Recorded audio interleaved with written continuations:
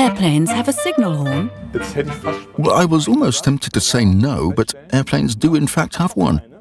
But not one in the classical sense like the one on a car which you can honk while driving. It only works when we're on the ground, with the engines turned off.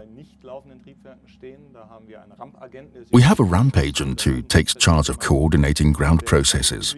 He's usually connected to us via an intercom cable which is only so long, and if he has to move away from us, for example to supervise fueling the aircraft or to tend to a problem in the rear loading area, then he has to be disconnected.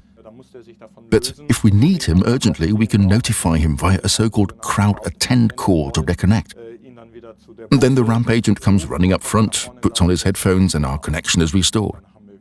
But as I said, it's basically just a small signal to let him know we want to re-establish voice communication. Can there be a power failure on board an aircraft? Well, everything you have can potentially fail. That goes for electricity too. We have 2 generators, one for each engine. Theoretically, we could lose power on both, or there could be a major short circuit in the system.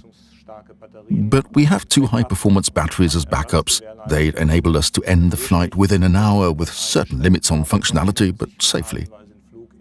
That would mean having to land at an alternative airport within an hour.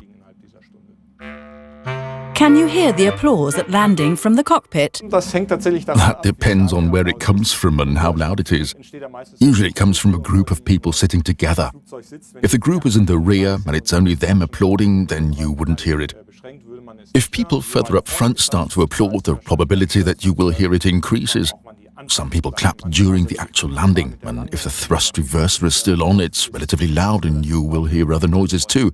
Then you tend not to hear the applause, but if the people wait until we start taxiing, then we usually hear it. Is flying still something special after so many years? When you make yourself aware of it, yes. Of course, daily routine sometimes makes you lose sight of this fact, but routine also has its good sides. In the beginning, you're sometimes almost as nervous as you were during your training days, but that's no good for your daily routine. You should go about things calmly with a certain degree of composure. But when the autopilot is on, you're approaching cruising level and you watch the sun setting, for example, then I think we all feel that we do have a very special profession, even after 20 or 30 years. What does it feel like to take off and land? Do you sometimes get nervous when bad weather is coming up, for example? I just mentioned that being nervous doesn't make sense for us. Let's say you're concentrated. Takeoffs and landings are the critical phases of flying an aircraft, and in bad weather you know you need to have your wits about you. This can lead to a certain degree of tension, but no, we're not nervous or anxious.